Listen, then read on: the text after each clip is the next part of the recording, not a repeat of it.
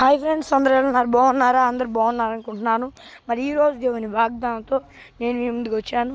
ఈరోజు దేవుని వాగ్దానము యోబు గ్రంథము 36వ అధ్యాయము 16వ వచనం చూసుకున్నట్లయితే, ఇరుకులేని విశాల స్థలమునకు నిన్ను తోడుకొని పోవును.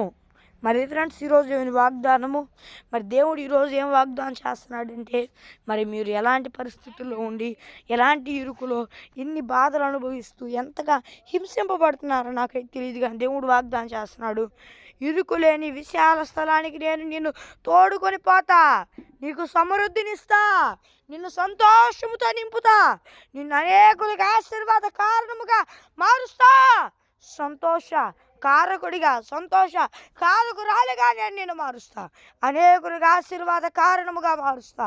భయపడకుము, నేను నీకు తోడై ఉన్నాను, నీవు కే హాని కలగదు, నేను నిన్ను సంరక్షించదును, నీ దేవుడనయుందును అని దేవుడు వాగ్దానం చేస్తున్నాడు.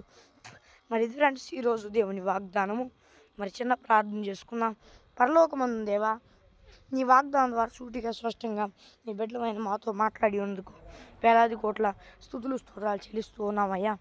నీ బిడ్డలందరూ, ఈ భూలోకంలో ఉన్న వారందరూ నేను నమ్ముకొని మారుమనసు పశ్చాత్తాపం పొందుకొని బాప్తీసం తీసుకొని రక్షణ పొందుకొని నీ ఆత్మను పొందుకొని నీ ఆత్మ అభిషేకం పొందుకుంటూ సహించి, ఒకవేళ పొందుకొని కూడా దారి తప్పితే మరలా మారుమనసు పశ్చాత్తాపం పొందుకొని రక్షణ పొందుకొని నీ ఆత్మను పొందుకొని నీ ఆత్మ అభిషేకం పొందుకుంటూ సహాయించేయ్యా.